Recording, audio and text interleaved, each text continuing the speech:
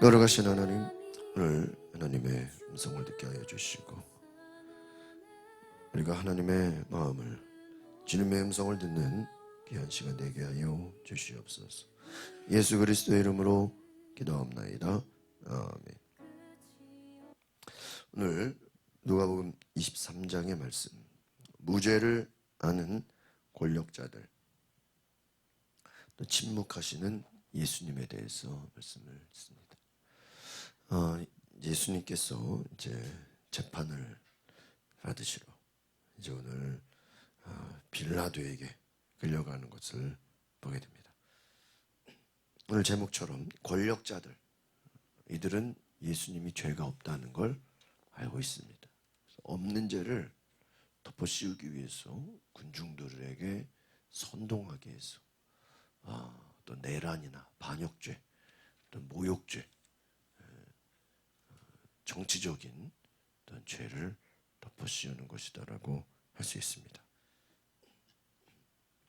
예수님 당시에 사형 집행권, 바로 로마 총독에게 있죠.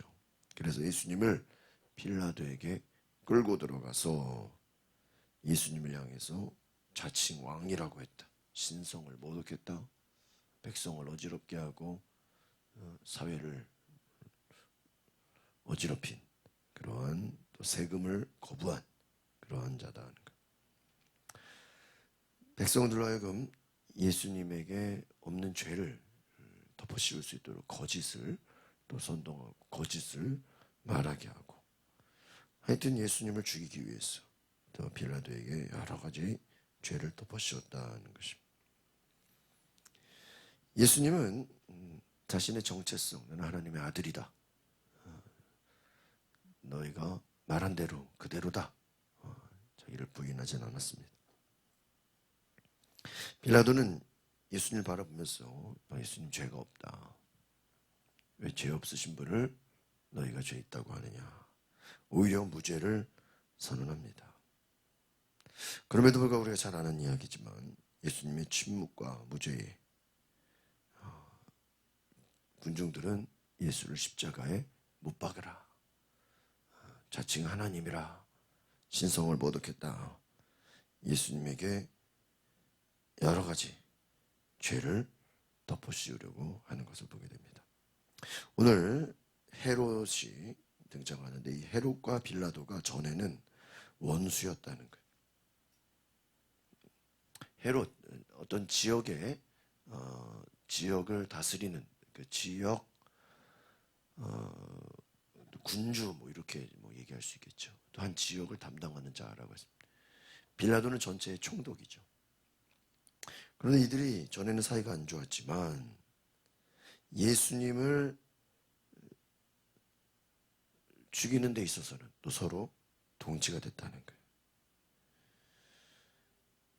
예수님을 죽이는 데 있어서는 또 서로 하나가 된다는 거예요.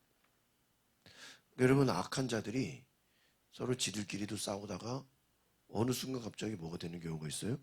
악한 자들끼리 막 연합이 되는 경우가 있어요. 이런 얘기가 있죠, 여러분.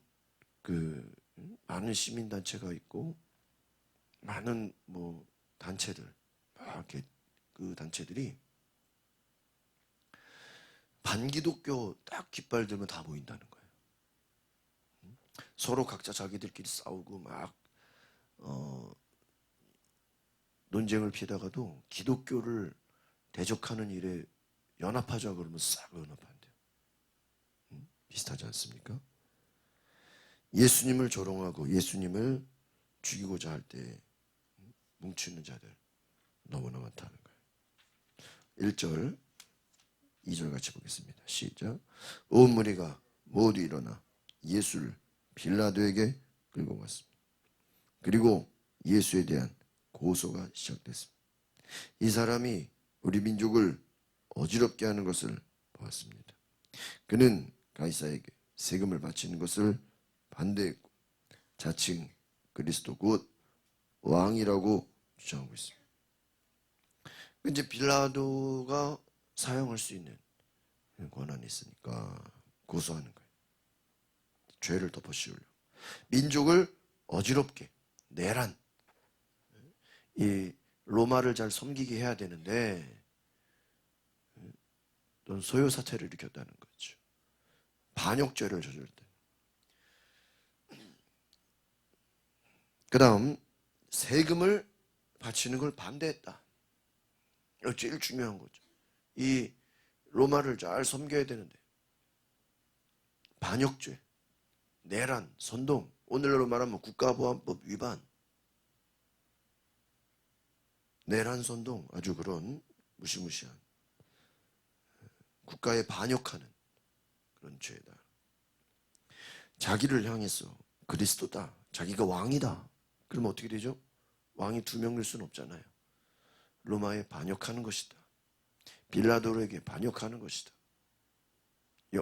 정치적인 쿠데타다라고 예수님을 몰아세우는 거예요. 3절, 4절 같이 보겠습니다. 시작. 그러자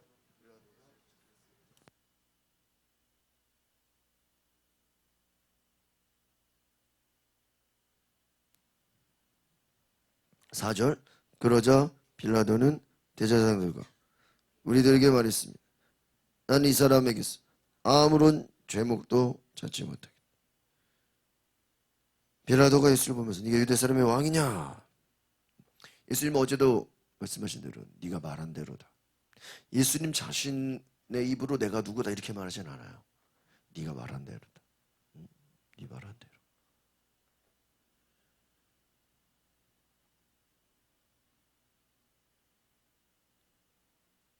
빌라도는 예수님을 향해서 나는 아무런 죄목도 찾지 못하겠다.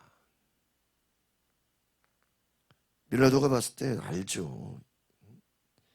예수님이 무슨 정말로 민족을 어지럽게 하고 어떤 정치적인 쿠데타를 하려고 그랬다면 이렇게 잡혀왔겠어요? 다 뒤집어 버리죠. 너무나 연약해 보이고 정말 힘없이 지금 끌려와 있는, 고난당하는, 매를 맞고 완전히 지금 수치를 당하고 그런 예수를 향해서 무슨 정치적인 죄를 뒤집어 씌울 수 있겠어요. 5절 6절 보겠습니다. 시작. 그러나 그들은 주장했습니다. 저 사람이 갈릴리에서 시작해서 여기 예루살렘까지 유대 온 땅에서 가르치며 백성들을 선동하고 있습니다. 이 말을 들은 빌라도는 이 사람이 갈릴리 사람이냐고 물었습니다. 바로 예수님을 향해서 갈릴리에서 전 지역을 다니면서 백성들을 선동했다. 거짓의 증거. 그러면 아까 마귀의 특징은 뭐예요? 거짓 증거예요. 예수님을 죽이려고 거짓 증거자들을 매수해온 거예요. 백성들을 선동했다. 정치적으로 어지럽혔다. 로마에 반하게 만들었다. 쿠데타를 일으켰다.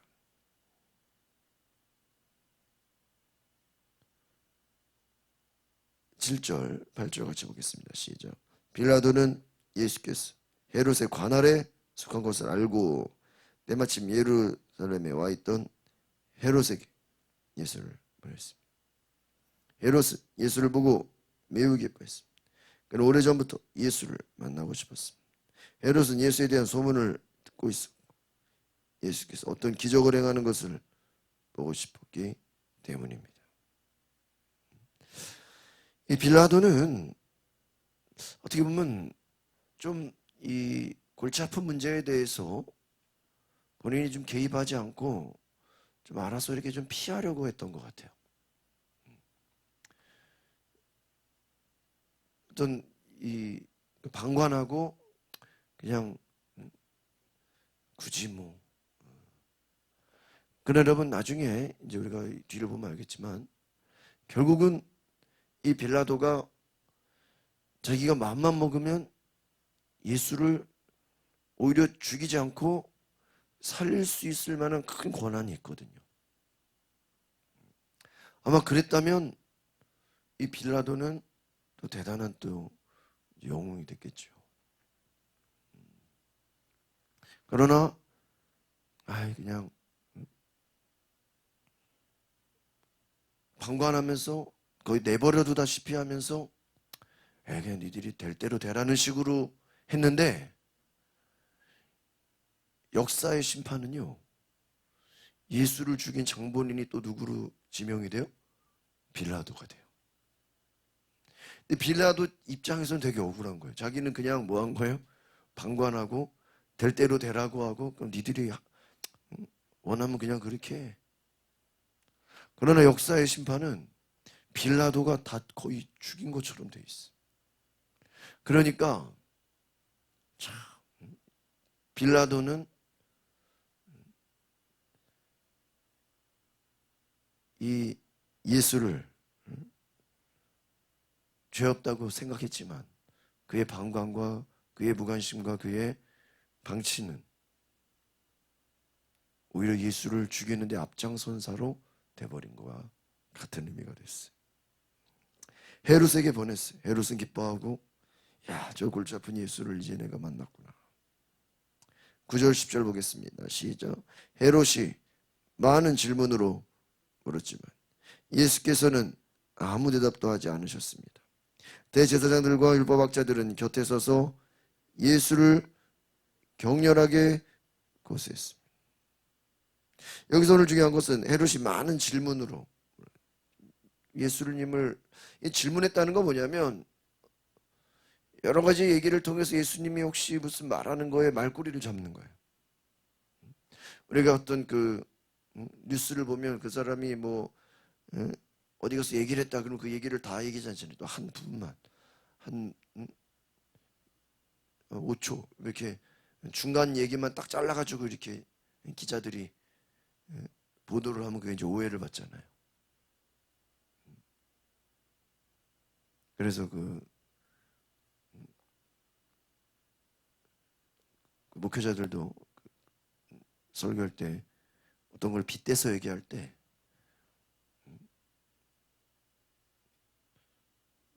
그것을 비유해서 얘기했는데 어떤 분은 그것만 딱 잘라가지고 오해를 해가지고 그런 경우가 많죠. 예수님 앞에서도 예수님의 그 말에 어떠한 또 허점을 잡으려고, 예수님의 어떤 그 말씀에 어떤 또 고소할 거리를 잡으려고 막 지금 질문을 한 거예요. 예수님은 아무 대답도 하지 않아요. 여러분, 이 예수님의 고난의 핵심은 뭐예요? 예수님은 침묵이에요. 그러니까 여러분, 우리가 기독교인의 고난, 사순절 큰 의미에서 우리 예수님을 볼 때 침묵을 배워야 돼요. 두 번째가 뭐냐? 겸손이에요. 모든 것을 알지만, 모든 것을 할 수 있지만 가만히 있는 거예요. 여러분, 가만히 있는 게 얼마나 힘든 건지 아십니까? 예를 들면 여러분 이런 거예요. 싸움 잘하는 사람이 한 대 치면 얘가 얻어 터지게 할 수 있는데, 예? 터지게 할 수 있는데 가만히 있는 거예요. 막고 있는 거예요. 막고 있는 거예요. 예를 들면 겸손이에요, 겸손. 많이 배운 자가 정말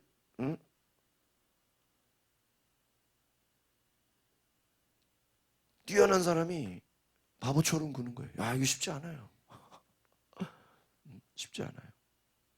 저는 이렇게 다른 교회들 이렇게 배우려고 청년 때 일부러 이렇게 다른 교회를 이렇게 좀 가봐 탐방하려고. 근데 가가지고 내가 전도사라고 얘기하면은 어휴 큰일 나잖아요. 왜 오셨냐 그럴 거 아니에요. 그래서 제가 전도사지만 다른 교회 가서 이렇게 청년이니까 이렇게 그냥 전도사라는 얘기 안 해요. 그냥 가만히 있어요. 새신자라, 새신자. 여러분, 전도사인데 다른 교회 가가지고 새신자 행세를 하는 게 쉽겠어요, 어렵겠어요? 보통 일이 아니에요. 말 한마디만 잘못해도 티가 날까요, 안 날까요? 바로 티나. 보통 일이에요.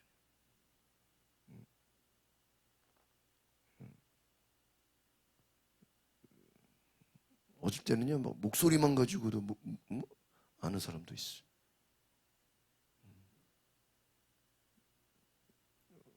이게 보통 일이에요. 그러니까요, 말을 하면 안 돼. 말했다가는 전도사냐고. 티가 나.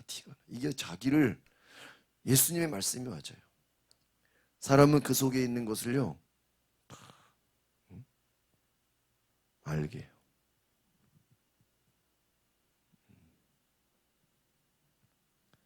능력이 많은 자가 무기력하게 되는 게 이게 보통 일이 아니에요. 보통. 힘센 자가 힘없는 자한테 맞는 거, 이거 쉬울까요, 어려울까요? 한 대 치는 게 더 쉽죠. 맞는 것도 이게 쉬운 일이 아니에요.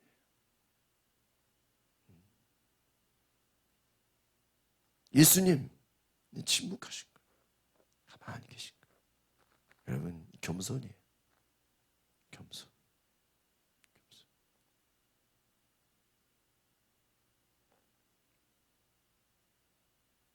예수님은 겸손한 모드로 나가시는데, 오늘 10절에 보니까 대제사장들, 율법학자들 예수를 어떻게 해요? 격렬하게 막 고소하는, 이때부터 이제 이들의 악함이 시작돼요. 그러니까 저는 그렇게 생각해요. 야, 심판이 뭐냐? 극과 극으로 나눠지는 거예요. 응? 극과 극으로. 예수님은 어떻게 돼요? 시간이 갈수록 겸손해져요. 침묵해. 이 악한 자들은 어떻게 되죠? 점점 격렬해져요.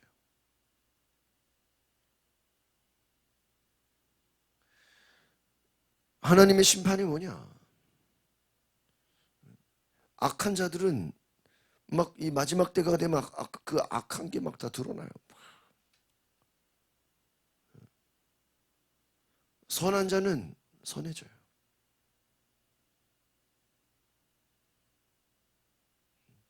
선해진다.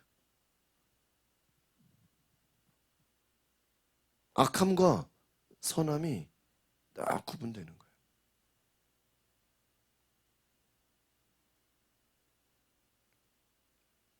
11절 시작. 12절 2절 보겠습니다. 시작. 그러자 헤롯과 그의 군인들은 예수를 조롱하고 모욕했습니다. 그러고는 예수께 화려한 옷을 입혀 빌라도에게로 돌려보냈습니다. 헤롯과 빌라도가 전에는 원수처럼 지냈으나 바로 그날에 서로 친구가 됐습니다. 이 율법학자들, 대제사장들, 여러분 생각해보세요. 율법학자들과 대제사장들은 하나님을 아는 자들이고, 먼저 된 자들이고, 하나님을 섬기는 자들이. 율법학자는 말씀을 연구하는 자들, 대제사장들은 예배를 인도하는 사람들이에요. 그들이 예수를 고소했다. 어디 무슨 이방인들이 예수를 죽이거나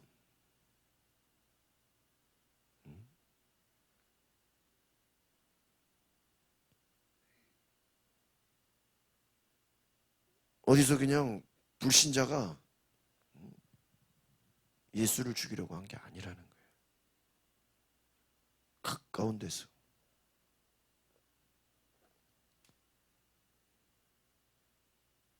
헤롯과 그의 군인들은 예수를 조롱하고 모욕하고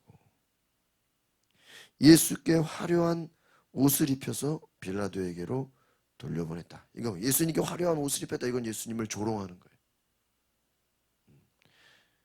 아주 예수님을 더 수치스럽게 하려고, 더 눈에 튀게 하려고. 그러니까 무슨 우리 영화를 보듯이 죄수를 앉혀놓고 왕, 그 무슨 옛날 왕 옷 있잖아요. 빨간 옷. 왕 옷을 그냥 가운으로 입혀버리는 거예요. 그리고 막 때리고. 전에는 원수처럼 지냈으나 그날에 서로 친구가 됐다. 지금 예수님을 죽이려고 하는 데는 다 뭉치고 있는 거예요. 다 하나가 되고 있는 거예요. 마귀 역사, 사탄의 역사가 예수 죽이는 데는요 싹 다 연합을 시켜. 다 연대가 돼. 여러분 참 이게요 영적으로 보면요 악한 영의 세력들도요 필요에 따라서는 연합을 해요. 그걸 아셔야 돼요. 의인 하나를 죽이기 위해서 악한 자들이 뭐 할 수 있다고요? 연대하고 연합할 수 있어. 막 친구가 돼. 언제 그랬냐는 식으로. 여러분 우리는 지혜로워야 됩니다. 그렇다고 해서 예수님이 뭐 큰 소리로 싸우거나 힘으로 군림하지 않았어요. 묵묵하게. 여기서 중요한 것은 무엇이냐면 하나님의 때를 기다리는 거예요. 하나님의 때는 뭐죠? 예수님 부활하는 거예요. 예수님이 부활하시면 다 끝나는 거예요. 다 뭐 예수님은 싸워서 이기는 게 아니잖아요. 하나님이 부활시키는 거잖아요. 부활시키는. 여러분 절대 조급하지 마시기를 바랍니다. 어떤 일을 뒤집는 사람들의 특징을 보면 너무 조급해요. 자기 힘으로 하려고 그걸 못 참아. 못 참아. 여러분 침묵을 묵상하시고 침묵을 배우시기 바랍니다. 저에게 많이 도움이 돼요. 저도 이제 많은 교회 사역하면서 여러 가지 뭐 골치 아픈 거 있고 뭐 그런 그 억울한 일이 있으면 저는 웬만하면 말을 안 해요. 그럼 이제 나중에 지나서 이렇게 막 누가 오해했다고 괜히 뭐 그랬다고 그렇게 나중에 이렇게 이제 해명을 듣는 경우가 있어. 그냥 그런가 보다 하지 뭐. 그걸 가지고 또 저 사람 왜 저랬나 그렇게 생각 안 해요. 여러분 얼마든지 우리는 오해받을 수 있고 얼마든지 억울할 수 있고 얼마든지 우리는 조롱당하고 미움당할 수 있어요. 그러나 그걸 가지고 내가 막 내 힘으로 싸우고 따지고 막 화내고 막 상처 주고 그럴 필요가 없어요.